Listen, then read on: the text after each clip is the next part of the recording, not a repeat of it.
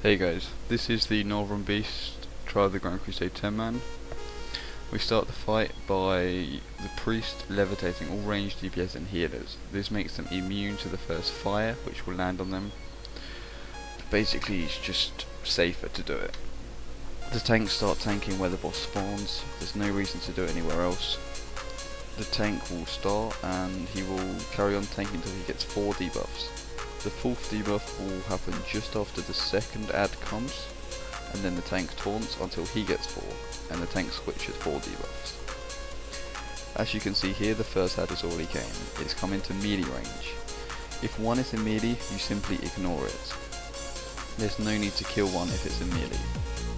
The second one has come, it's on the range. That means all ranged DPS have to focus on it and have to burn it down as quick as they can. In this raid setup we only have one ranged DPS. It's not really great, but it will do if the ranged DPS knows what he's doing. You then wait for the third one, and that's Moon. So now there's 2 in melee. So after the ranged one is dead, people will focus on the first melee one that spawned and nuke it down as quick as they can. As you can see, the melee are doing it now. It's okay to have 1 in melee, but 2 is bad. And the 4th one is coming, which is in melee again. So now people are going to finish off the boss quickly because it's on like 2%. And then they're going to focus the Moon because it's on a tank, and then green because it's on a DPS. You don't want to have any ads up in this phase. Also on the first boss, do not stand within 15 yards because he does a stomp which will do AoE damage to anyone in that range. Here there's going to be 2 worms, Acid Maw and Dread Scale. One of the tanks picks up Acid Maw, takes him away a little bit from where he spawned, and then turns him back around. You don't want too many melee on Dread Scale, so if you've got a lot of melee in the group, put 1 on Acid Maw, but otherwise everyone should be focusing on Dread Scale. He's going to put random poison debuffs on everyone like you just saw on the melee. It will happen again in a second. When this happens, the person with the fire debuff has to free them, as long as the worm which they're tanking is not doing a breath. The breath cannot hit anyone in the raid because it will kill them as second tanks. So as you can see here, the melee get it, which means I just go and free them up. If you're ranged DPS, you have to run towards the tank a bit, but 9 times out of 10 the tank will be able to help you out. As you saw, the worms just went underground. What does that mean? It means first of all you pop Bloodlust and you nuke the one down which you were on to start with.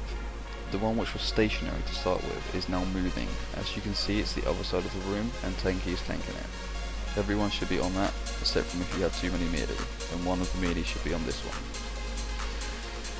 The person tanking the one that's moving on the other side of the room, which is Tanky, will always get the poison debuff on him in this phase. The poison debuff stops you from moving, attacking, casting anything. You're just stuck in the ground and you can't do anything. The only way to break it is for someone with a fire debuff to run over to Tanky and free him. When you're running over, make sure you don't run in front of the snake when he's about to breath or anything like that. And you simply free him and go back to DPS it. You have to do this as quick as you can. Never stand in those slime balls. They are bad. They will pretty much kill DPS if you stand in them for longer than 4 seconds. By now, the first snake which you were nuking down should be almost dead. And as you can see, we've just killed it, and this one has Frenzied.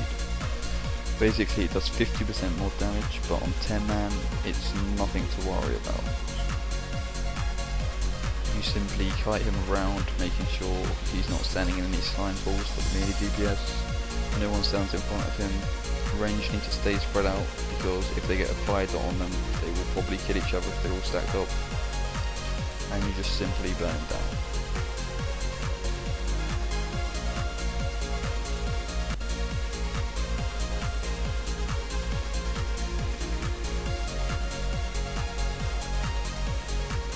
There's going to be no poison in this phase as the poison one is already dead. Now that the worm is dead, and the next boss is going to come, as long as you beat the timer, then it will happen this way. This boss, basically Tanky's going to pick him up and Tanky's going to get stunned and he's going to get knocked back. Basically, he's going to take a little bit more damage when he's stunned, and he's going to be doing less threat when he's stunned and knocked back. So sometimes you might have to watch your threat, but 9 times out of 10 it's not a problem. As you can see, he's doing a frost breath. He randomly targets one person and then does a cone towards that person.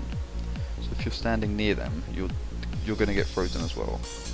When you're frozen, you take damage and you're stunned, so you need to stay spread out. The next move he does is AoE knockback, which he just did. He's then going to target one person and he's going to charge it. If you're that person, you have to run to the side immediately and then run back and nuke him down when he's stuck in the wall. He's going to take increased damage for 15 seconds in this part, so you use trinkets, you use potion of speeds, etc, and just burn him down. He always does the shattering stomp, which is the AoE knockback in the middle of the room.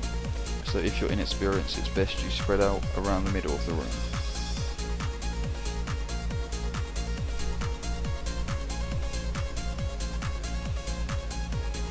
You also do not want to be close to the boss when he does it. You want to be about 10 yards away from the boss when he does his shattering stomp. As you can see, there's a timer coming.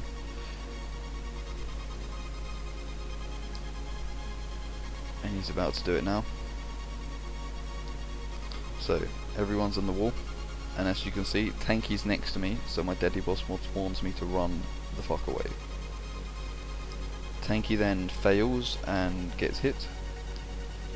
The off tank immediately has to pick him up, use all his cooldowns, and healers have to give him cooldowns as well. Basically, you cannot trank him in heroic, you just have to tank through the enrage. The enrage only lasts 10 seconds, but it's a lot of damage. So just pop cooldowns and heal through it, if it happens, which it should never happen. And simply rinse and repeat. And you've got a kill.